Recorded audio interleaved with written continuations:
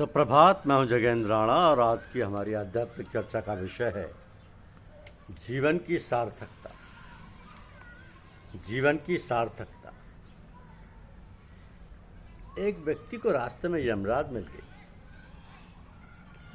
वो व्यक्ति उन्हें पहचान नहीं सका, तो यमराज ने पीने के लिए पानी मांगा।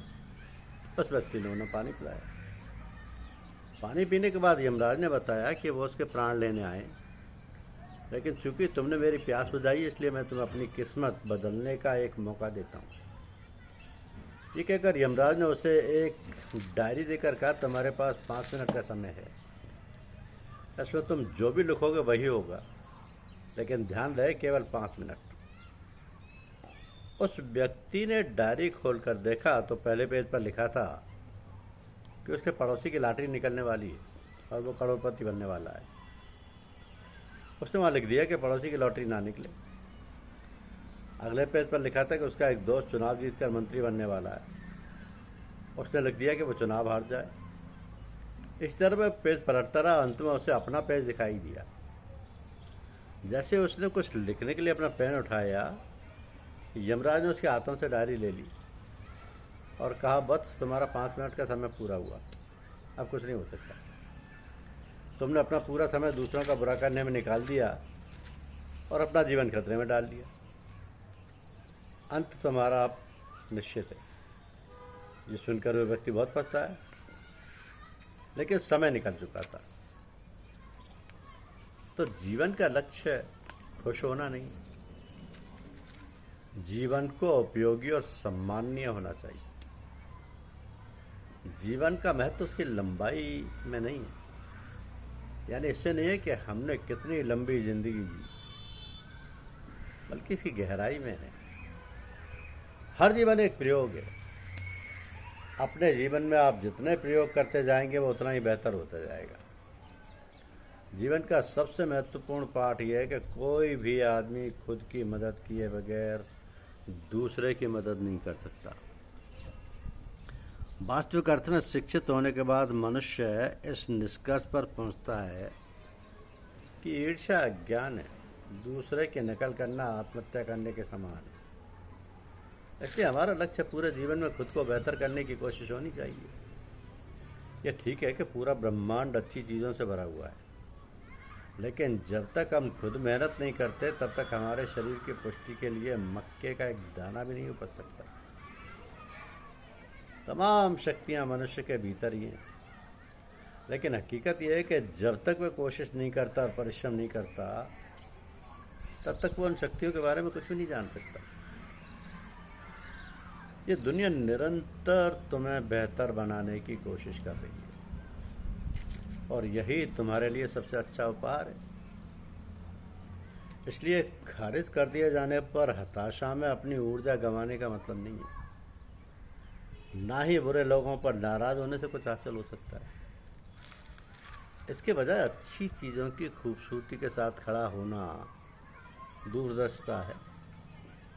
लेकिन विडंबना यह है कि अच्छे लोगों को गलत समझा जाता है। पाइथागोरस, सुकरात, कोपरनिकस, गैलीलियो, न्यूटन, जितने भी शुद्ध और समझदार दिमाग वाले लोग थे, उन सबको गलत समझा गया। गलत समझा जाना संभवतः हर महान व्यक्तित्व की नियति है। इन सब के बावजूद मनुष्य को अतीत का दास नहीं बनना चाहिए। वर्तमान में जीना और खुद में हर मुश्किल परिस्थितियों से जूझने की शक्ति तैयार करना ही सफलता हासिल करने का मूल मंत्र है। अब चुनौतियों के सागर में उतरे हैं, गहराई में गोता लगाएं और दूर तक तैरें हैं, तभी आप आत्मसम्मान, नई ऊर्जा और अनूठे अनुभव के साथ वापस लौट सकेंगे, जो आपको पुरानेपन से मुक्ति पाने का रास्ता बताएगा। प्रसन्नता एक ऐसा इत्र है जिसके जरिए दूसरों को सुगंधित करने से पहले आपको कुछ बूंदें पहले खुद पर डालनी होंगी। खुलकर हंसने की आदत डालें, बुद्धिमान लोगों का सम्मान हासिल करें और बच्चों का प्यार पाएं। ईमानदार आलोचकों की प्रशंसा हासिल करें, झूठे दोस्तों को धोखे को सहन करना सीखें, सौंदर्य की प्रशंसा करें, दूसरे की अच्छाई ढूंढें, मृत्यु से पहले इस पृथ्वी को थोड़ा खूबसूरत और सार्थक बना कर जाएं। अगर आप एक भी आदमी का जीना आसान कर पाएँ तो इसी में आपके जीवन की सार्थकता है। मैं जो करता हूँ उसका महत्व है, लोग मेरे बारे में क्या सोचते हैं इसका महत्व नहीं। अपने बारे में दूसरे लोगों के विचार के बाद दुनिया में जीना आसान है, ऐसे ही खुद के बारे में जानने के बाद एकांत में जीना आसान है। लेकिन महान आदमी वो है जो भीड़ में रहते हुए भी अपने व्यक्तित्व की स्वतंत्रता को उतना ही महत्व देता है।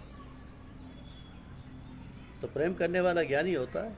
हम सौंदर्य की तलाश में दुनिया में घूमते हैं, लेकिन हमें सौंदर्य को अपने हृदय में भी स्थान देना चाहिए।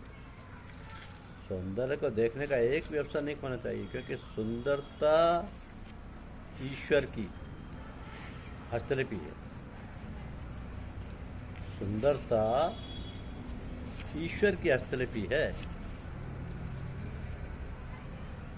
इसलिए सुंदर चीज़ों पे ध्यान देना चाहिए।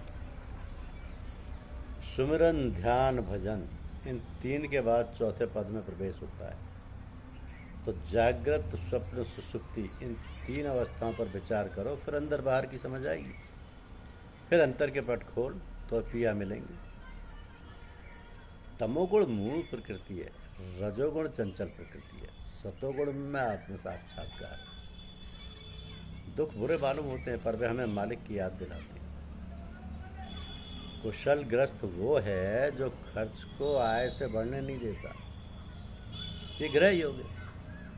भगवान और गुरु दोनों ही पूजनीय है, पर गुरु की महिमा है परम्पार है, क्योंकि गुरु के द्वारा ही भगवत प्राप्ति होती है।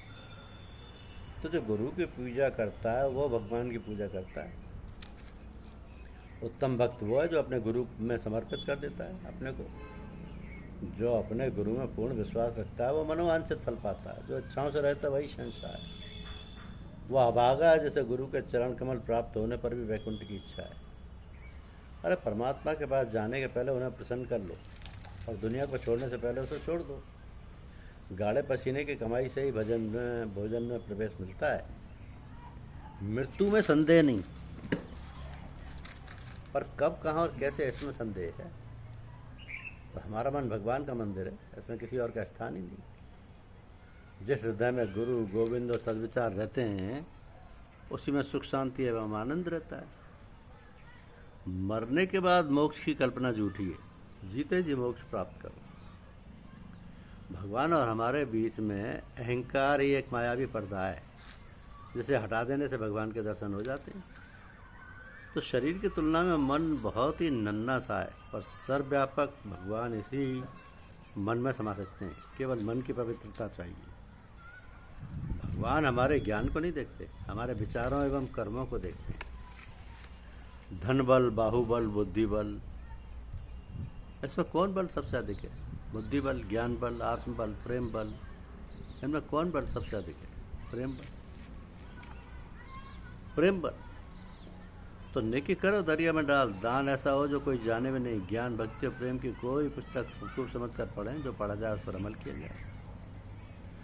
मरने के लिए नहीं जीना चाहिए, किंतु जीने के लिए मरना चाहिए।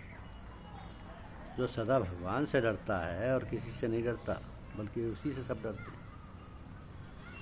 तो जो भगवान से और गुरु से प्रेम करता है उससे सब भले आदमी प्रेम करते हैं। जो भगवान और गुरु को याद करता है उससे सब भले व्यक्ति याद करते हैं। सादगी से रहो, सादा स्वभाव रहे, सादी बातें करें, सब भले आदमी खुश रहें।